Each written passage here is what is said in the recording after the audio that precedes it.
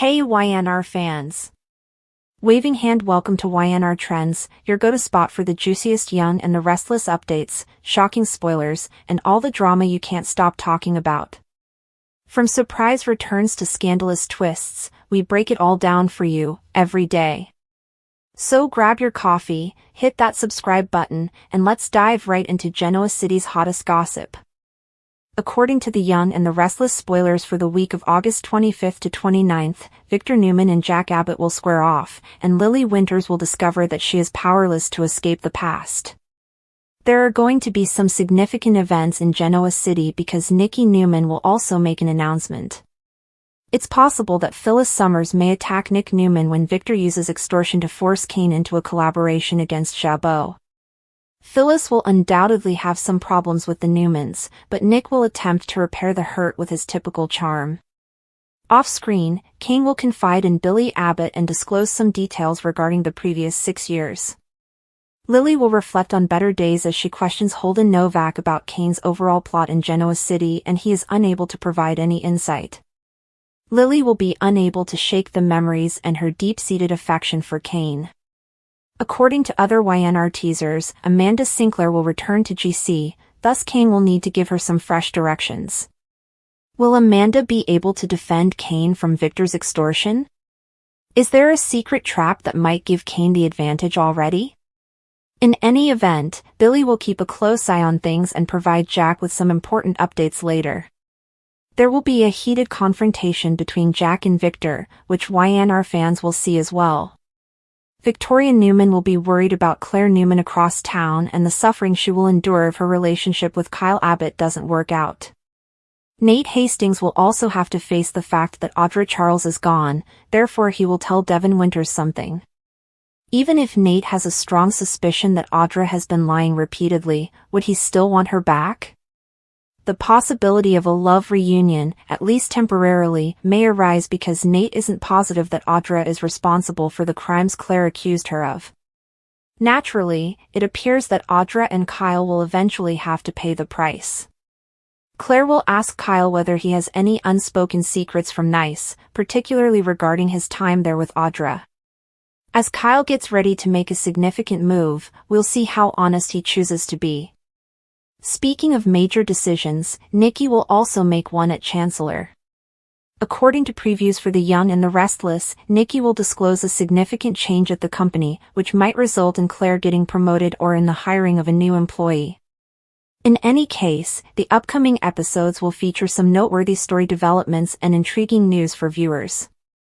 Low yet crisp, Victor Newman's voice reverberated across the ranch's large chamber, each sentence tinged with the kind of authority that had shattered men stronger than Jack Abbott. Decades of treachery, resentment, and a rivalry that had never really subsided despite their best efforts to appear different made the air between them feel heavy. Across from him, Jack stood with a fixed jaw and eyes that flashed with a silent rage that only Victor could incite. This time, it was more than just business, it was more than the never-ending struggle for supremacy in Genoa City. No, this was personal, so intimate that Jack thought the weight of it might cause the floor under him to split. Every memory of betrayal, including Victor purchasing Jabot shares behind Jack's back, taking advantage of Jack's vulnerabilities, and controlling Phyllis, Ashley, and even Kyle, returned like a tempest that would not die. However, Victor, composed in his threat, gazed at Jack as though he were still the young man who believed he could outsmart him, the opponent too sentimental to maintain his composure when the stakes became too great. Lily Winters had no intention of becoming embroiled in this conflict, but simple escapes were rarely possible in Genoa City. She had convinced herself for weeks that she could take a break, remove herself from the turmoil of the arguments between Abbott and Newman, and concentrate on getting over Kane's treachery and Damien's unannounced comeback. But in reality, she was drawn back in like a wave by the disputes between strong men, regardless of how far she attempted to flee. She had come to the ranch that evening with the intention of bringing about peace, or at the very least, providing rationale, but her heart fell when she entered the room. There were two titans engaged in combat, and her presence would trap her rather than soothe them. The way Victor's eyes darted to her informed her exactly where she stood, even if she had no idea how she had become the key, the one with secrets that both men desired. She had changed from being a spectator. Leverage was her. Additionally, Leverage never left unscathed. "You've interfered in every aspect of my life, Victor," Jack snarled, shifting and stepping closer. His voice tightened. "You've tainted everything you come into contact with, including relationships, family, and business." "Not this time, though," he said. "I won't let you drag Lily into your games." Lily felt slapped by his words, not because they were untrue but more because they showed how desperate Jack was to keep her safe. It wasn't until then that she knew how far he would go and how involved she had been in his battle with Victor. Her heart raced, not just from dread but also from the oppressive knowledge that Jack's loyalty had a price, and Victor, who made his living by taking advantage of others, had already determined hers. Victor's face hardly altered. Lily had witnessed him break other people's self-confidence with that thin, almost amused smile. "You've always taken your feelings for strength, Jack," Victor remarked calmly. "However, feelings are a weakness." And Lily, his dark eyes met hers, she is aware of the reality. She has knowledge that you do not. Things you will never do.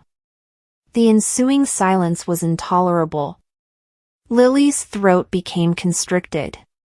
She wanted to say she had nothing to do with this war, but she was unable to do so. Because she knew in her heart. She was aware of the papers Kane had concealed before to his disappearance, the rumors Damien had left behind, and the link between Jabot's precarious financial situation and Newman's growth. Victor was correct when he said that she was a target since she knew too much. Jack clenched his hands. That tremendous Abbott pride, the unyielding determination to be broken, radiated from his entire body. Lily, however, noticed terror in his eyes. He was afraid of losing her the way he had lost so many others before, not so much of Victor. Diane, Phyllis, and even Kyle, to a certain extent. Jack was aware that he had never been able to protect those he cared about from Victor's shadow. When he added, "Don't you dare drag her into this, Victor," his voice broke for that reason. His request just made Lily more terrified because Victor Newman never excluded anyone when power was at stake. "If you want to pursue me, that's great, but don't involve her." Furthermore, words were not going to end this confrontation. It didn't. Lily's thoughts were constantly racing with ways to get out, but she was unable to do it. Not when she was viewed by both men as essential to their conflict. Not when the truths she held were too risky to keep concealed but too risky to reveal. She reflected on her kids, the Winters family's history, and Neil's voice assuring her once that honesty was crucial. But when your destiny was determined by men like Victor and Jack, integrity didn't really matter. Your integrity did not protect you from pressure, manipulation, or being a pawn in a game that had been going on long before you ever set foot on the board. She wanted to yell that she was done and that she would not participate in this, but Victor's expression confirmed what she already knew: there was no way out. Not this evening. Never. Victor and Jack's encounter in the apartment, with Lily as the target to be taken and the frightened center of attention around which the whole sequence revolves, is more than just a violent film noir climax. It is the harsh, unavoidable crystallization of the main ideas of the movie: objectification, ownership, and the delusion of escape in a society created by masculine domination and desire. The scene itself is a skillfully designed trap, a home that turns into a cage, mirroring Lily's own internal and exterior dilemma. The showdown is the last, brutal conflict to determine whose claim will be upheld. She is not just a woman torn between two men, she is the disputed territory in a war of ownership. Her incapacity to escape is not a result of a lack of courage or a narrative device, rather, it is the inevitable outcome of a life in which every possible way out has been anticipated and blocked by the very men who claim to love or desire her. One must first analyze the nature of the forces Victor and Jack represent in order to comprehend the deep inertia that keeps Lily in place during this confrontation. They are not diametrically opposed, rather, they represent two sides of the same coin, with different approaches but a shared basic understanding of Lily as a desirable possession. A type of institutionalized possession is represented by Victor, who is frequently the more senior and well-established character. His assertion about Lily is framed by social norms, legal frameworks, or at the very least, a perverted sense of honor and duty. Even though he may be her spouse, protector, or benefactor, these roles are just a band-aid solution. His environment, the opulent residence, the elegant clothing, the attentive gaze of associates or servants, is how he expresses his power. His authority is intended to be total and uncontested, and his gilded cage makes it all the more oppressive due to its banality. The language of responsibility and belonging is used to describe his desire for Lily, but it is a belonging that is similar to a collector's masterpiece painting. It is about pride, value, and the resistance to have one's possession wanted or taken by another. Jack, on the other hand, is the force behind chaotic desire. He stands for the very delusion of escape. He is Victor's exhilarating yet perilous substitute for his stifling order. He promises passion instead of respectability, and the open road instead of a gilded prison. He believes that he is the rogue who can break through Lily's prison's windows and lead her to freedom. But his freedom is just another kind of enslavement. His passion is more primal and less refined than Victor's, yet it is nonetheless possessive. He wants Lily to be a symbol of his strength and virility rather than his position. The ultimate goal is to win her away from a man like Victor, a victory that demonstrates his dominance over the status quo. At first, Jack seems to Lily like an exciting storm that could carry her away, but she doesn't realize that a storm doesn't ask for guidance, it just carries things off at its own whim. He is giving her a new form of captivity instead of an equal partnership, one that trades stability for excitement but never really grants autonomy. The tragedy of Lily is that, although she is sensitive enough to see the limitations of Victor's world and long for something different, she is ultimately unable of envisioning a life beyond from the framework of masculine supply.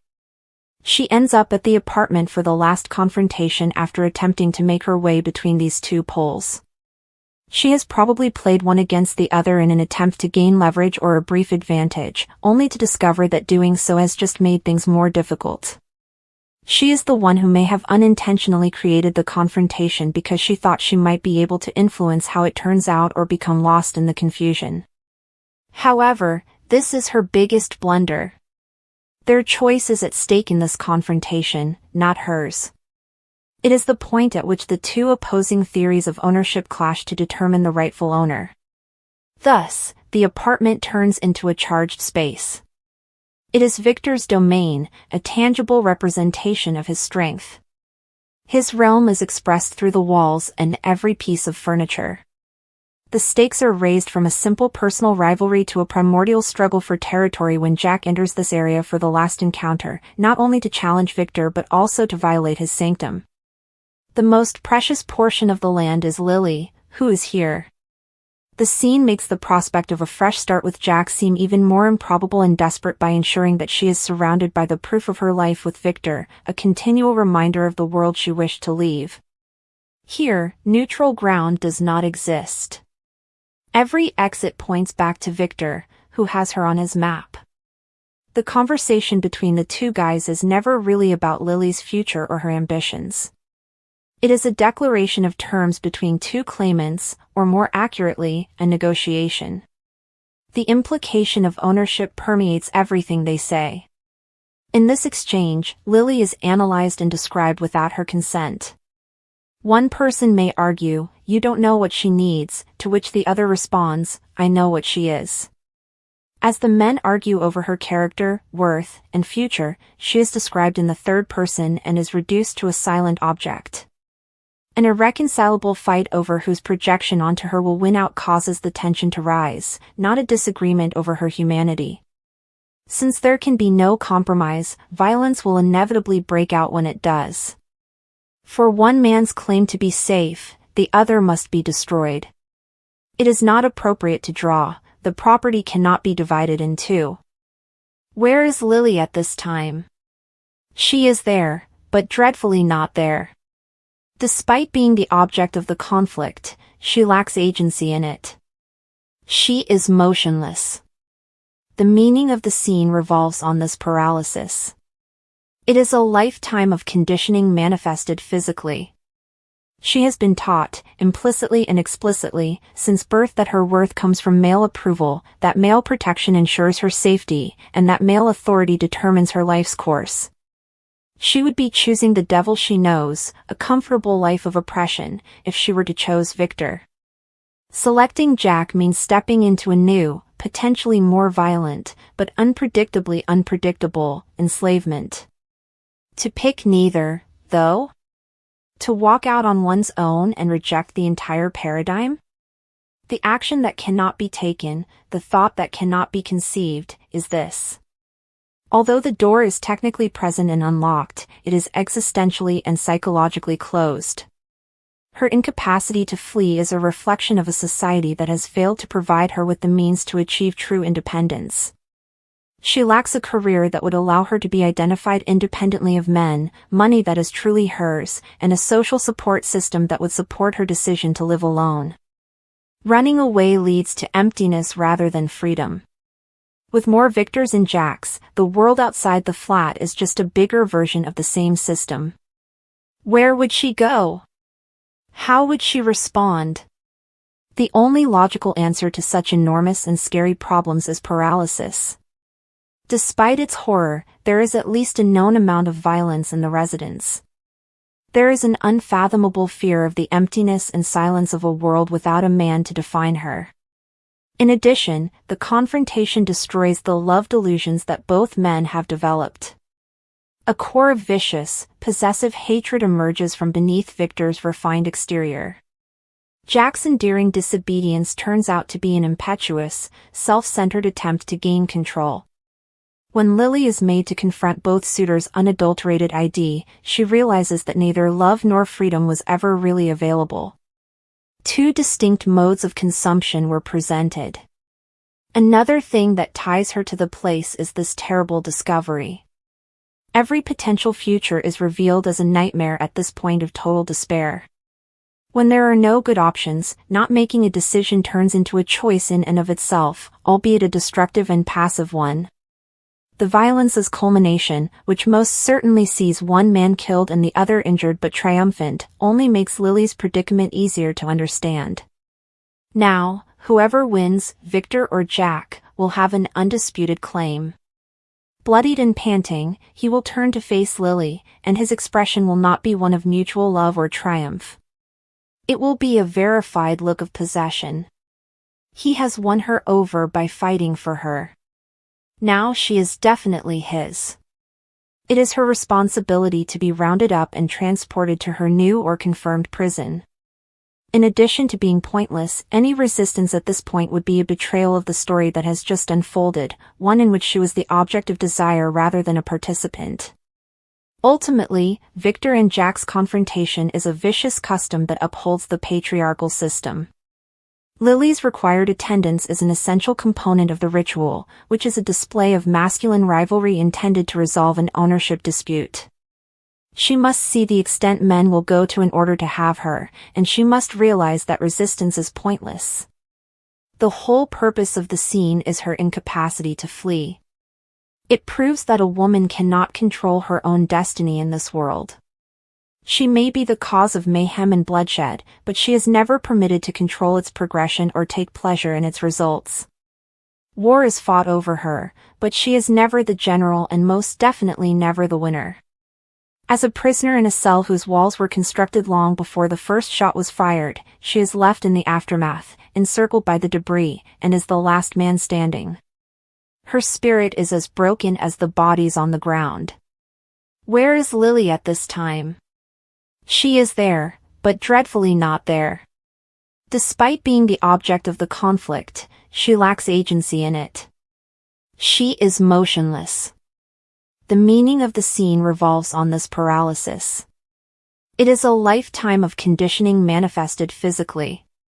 She has been taught, implicitly and explicitly, since birth that her worth comes from male approval, that male protection ensures her safety, and that male authority determines her life's course. She would be choosing the devil she knows, a comfortable life of oppression, if she were to choose Victor. Selecting Jack means stepping into a new, potentially more violent, but unpredictably unpredictable, enslavement. To pick neither, though? To walk out on one's own and reject the entire paradigm? The action that cannot be taken, the thought that cannot be conceived, is this. Although the door is technically present and unlocked, it is existentially and psychologically closed.